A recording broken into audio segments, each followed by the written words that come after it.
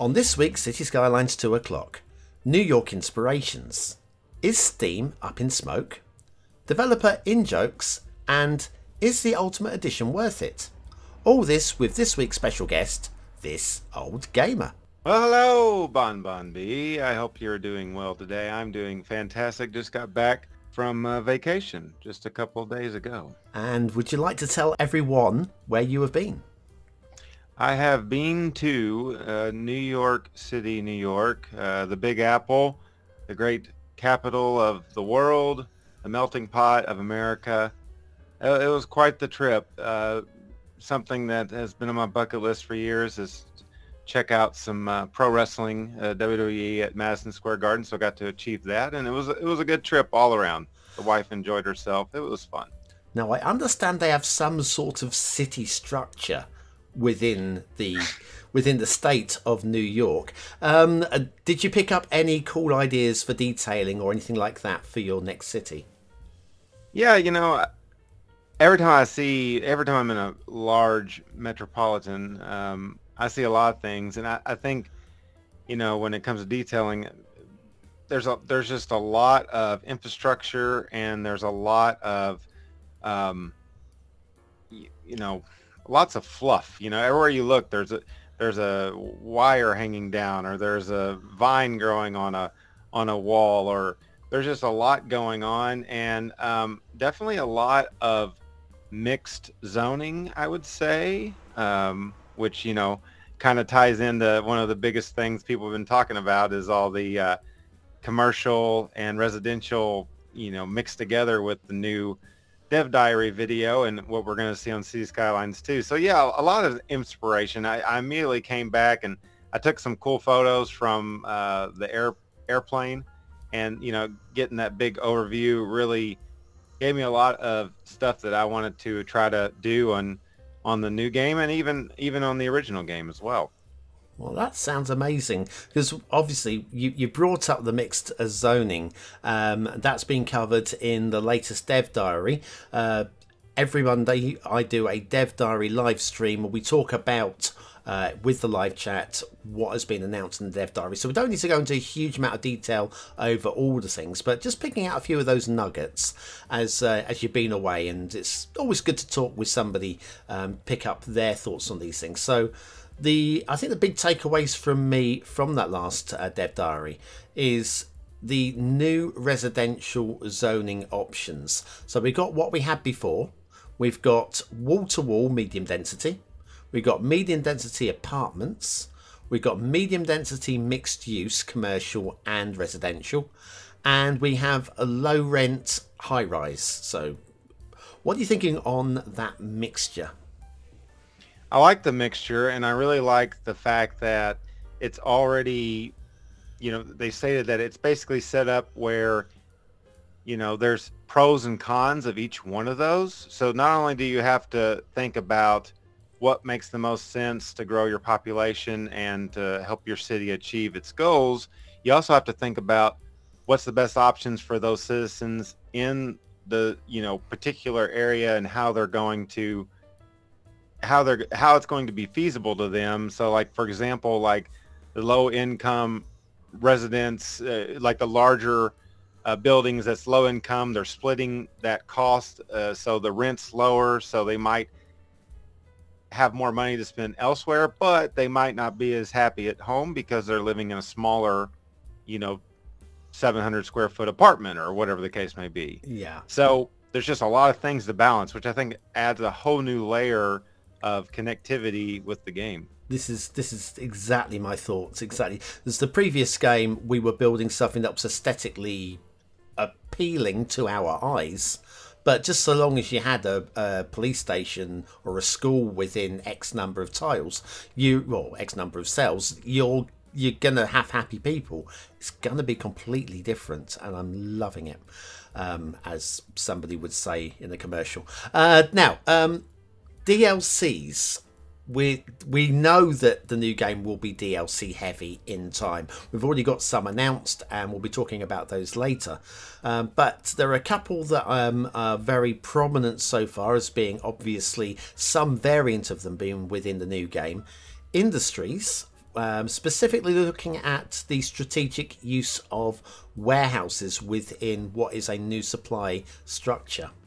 Yeah, it's very interesting to see how all that is going to really connect, and the demand from industry needing the demand from office and all those things. It seems like it's going to be a little bit more explained. The UI is definitely easier to get the answers you need to what you're working on at the time. So we saw some of that in the video, and we've seen some screenshots of where it just kind of breaks it down, so you have a better understanding of what's affecting what. And the industries, I think, of everything so far, I think graphically speaking, it just looks fantastic on this on the new game. So I'm really looking forward to seeing how all that's going to tie in, and how the cost of transporting goods and the profitability of your businesses that are all going to rely on the industry, and vice versa in a lot of ways. Yeah. It's just nice to have a little bit more depth. They did say there was a quote somewhere that industries are going to be more complex but not more complicated, and I think that's a really good way of putting it. We want more depth, but we don't want to be bamboozled, because we are just normal people after all. Anyway, then the other DLC, which is just it's not even being mentioned, it's just there. It's just there. When you're setting up a new game, you get to opt in for natural disasters. Now, it's not mentioned what these natural disasters are going to be, but from the base game, being able to opt in for natural disasters is something a bit different. It is a bit different, and I can tell you, I am one of the rare City Skyline YouTubers who has not made the poopcano, the volcano of sewage.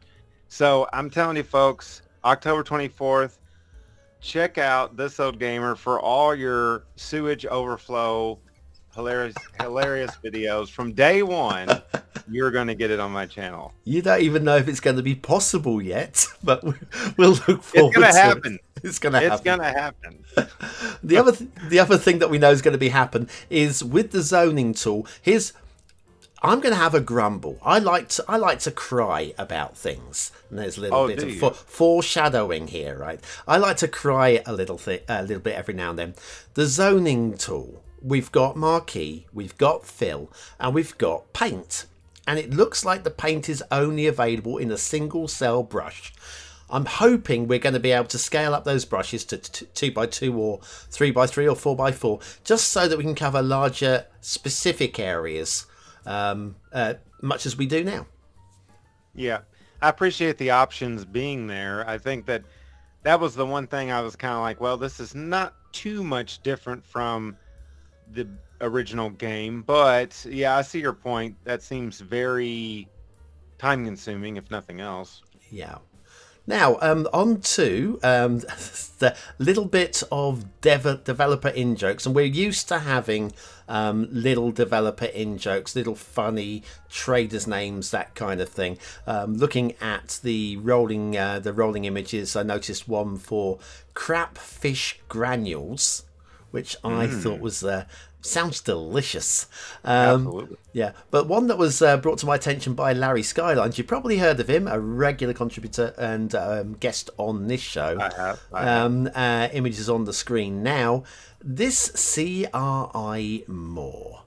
CRI, cry more. Are they having a little jibe at especially people like me who like to moan about things even before we've even had a go at them? Yeah, I believe that one was directed right at the BonBonB YouTube channel. You know, I also appreciate the fact that they basically, it reminds me a lot of the NPR logo for some reason. But yeah, no, that's good. Cry more, folks. Oh, I know. And well, the one thing I won't be crying about though, because I do like a meme or two, and I don't like putting my memes in the garbage, in the trash, throwing them away because they are no longer relevant. We have had our Jinky Jankers, we've had our essential lighthouses, we've had our everybody's favourite factories. One thing we will still be able to get are the drowned trees. As you can see from the footage, there are very much some trees in that water there, and they have got their trunks on, so it's okay. Well, we've already, that right there, there's a star taken away. Sorry, Paradox. I blame $2.20. They could have removed those trees. They could have done it. But also, what are they doing in the water in the first place? Yeah. It's gonna map reviewing is definitely going to be at the top of my list of things to do with the vanilla maps. Anyways, right. So, moving on to the next step. There's a possibility, and it's all speculative at the moment, but there's enough things pointing that way to suggest that maybe Steam will not be the host for the mods and assets and creator content, and it might be going directly over to a Paradox-owned server. It's called Paradox Mods. We've seen a button on the new main page. And that then leads to a few more rather interesting questions, such as, with mods, does that mean that when a mod becomes obsolete, Paradox might take the mod down, or maybe send them off to a little obsolete folder so that if you want the mod, even though it doesn't work, you can? And the other one that I think is probably a little bit deeper would be regarding intellectual property. So when we were uploading to Steam, if I wanted to make, if I had the skills to, a Coca-Cola vending machine, if I upload that to Steam, then it's kind of down to me. But if it's going on to a Paradox mod server, if I make a Coca-Cola vending machine and upload it onto their server, is that going to be breaching a copyright for them? And is that going to mean that we're not going to be able to have real brands within Cities Skylines 2 down the line? What is your thoughts on that? Well, I'll start with the latter. So, like I mentioned on my reveal video for the original trailer, I was kind of hoping that Paradox could find a way to possibly implement some licenses and, try to maybe actually have some real billboards in the game, because why not? It's kind of like free advertisement. Now I can see that somebody could take that and run with it and do something funny with it. But yeah, that to me is going to be very interesting. It is also possible that since this button says Paradox Mods or wherever the case may be, maybe it's just going to be on the mod side of things and not really affect assets. Or it could be that there's going to be certain mods that are like certified by Paradox. So Paradox has them easy access for you. And then maybe some of the mods are going to be not necessarily ones that Paradox would recommend. Maybe they, could possibly break the game and Paradox would not want to be behind them. I mean, there's a lot of possibilities floating around with what exactly that button is going to do. I think overall, it's probably going to be a positive thing for the average gamer, because if it means that they're going to kind of put their stamp on it and approve it, it probably means that it's going to be done by a high quality creator who's making a great mod, and it's not going to be something that you got to worry about messing with your game too much or screwing up your save game or whatever the case may be. So I don't know. There's a lot of things, like you said, a lot of speculation about that, and it's going to be interesting to see how that all plays out. Well, there's plenty more we could talk about on that subject right now. Just a couple of things sprung to mind while you were talking, but we've still got so much to cover in today's show. Right, so primarily this channel's known as a map channel. So speaking on maps, we've seen some default preview map images. And speaking of default preview maps images, the generic image for the map, when a map, though thumbnail has been uploaded, is really fun to see that they've not changed that one at all. I'll share that on the screen now. But yes, we've seen that we're going to be getting 10 vanilla maps, those being Archipelago Haven, Barrier Island, Great Highlands, Lakeland, Mountain Village, Windy Fjords, River Delta, Sweeping Plains, Twin Mountain, and Waterway Pass. Now they're going to be split across 2 different themes, 5 of them being European, 5 being the United States. We can also see from the screens whether they are Southern Hemisphere or Northern Hemisphere, which is kind of a little bit funny with Barrier Island because it's United States but it's Southern Hemisphere. It also lets you know what the temperature and weather is going to be like. So Archipelago Haven climbs up to 30 degrees Celsius, while Great Highlands drops to -19 Celsius. So that makes that more of a snowfall style map.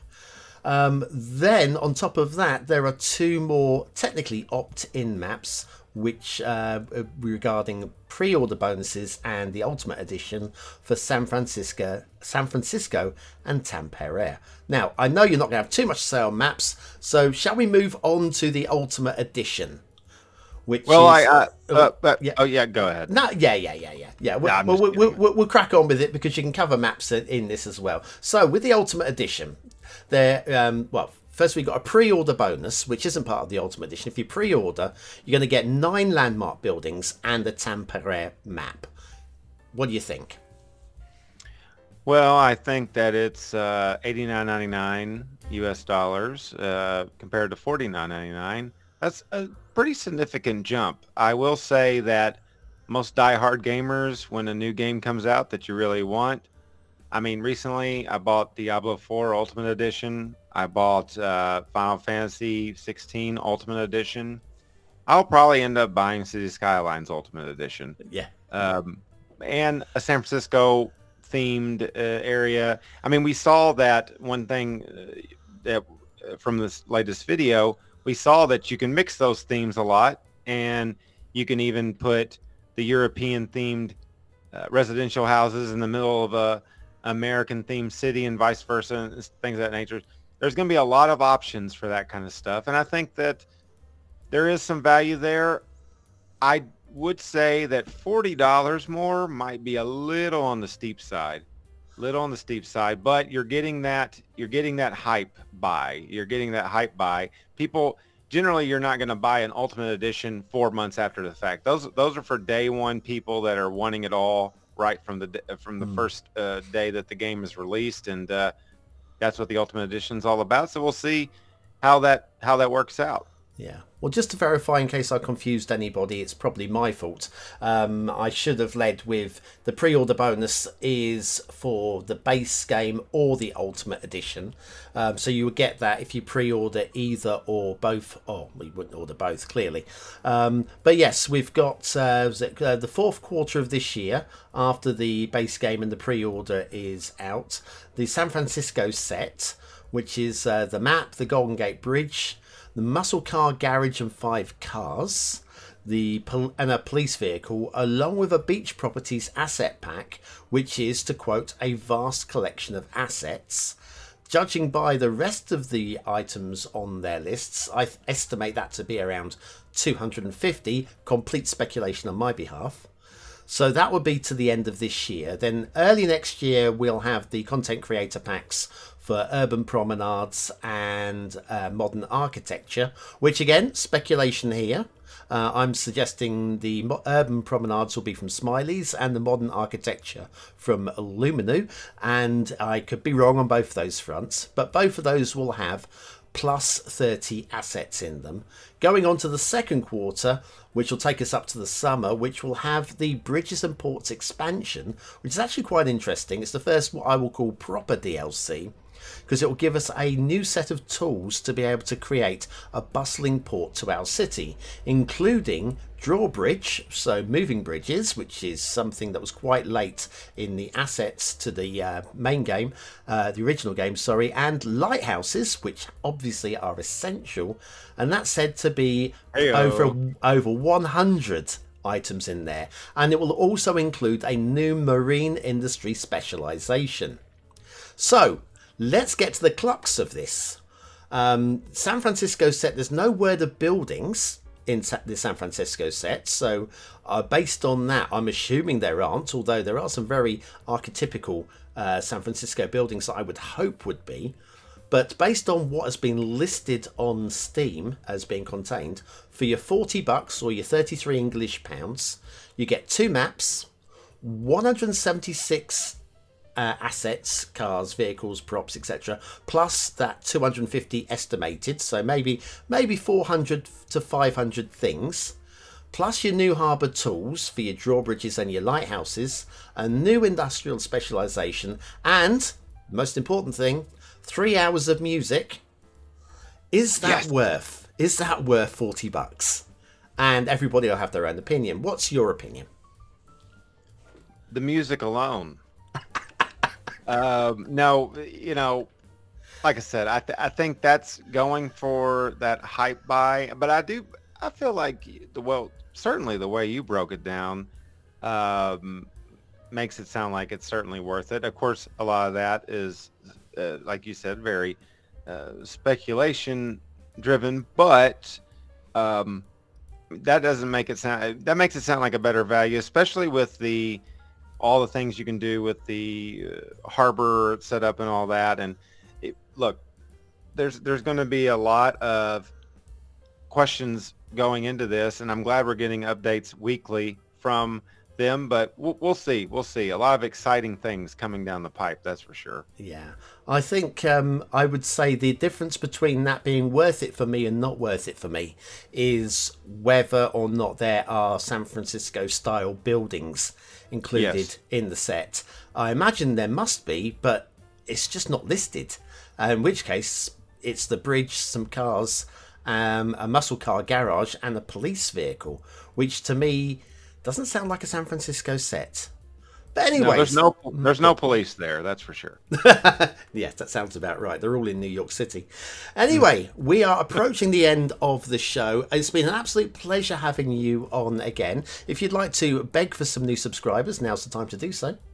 Please subscribe. Yeah, I appreciate all the support, and thank you for having me on, BonBonB. It's always a pleasure. I'm always excited to be part of this program. Well, you're very, very welcome. And if you've made it to the end of the show, if you're still here now, hit the like button. Thanks for watching, listening, both.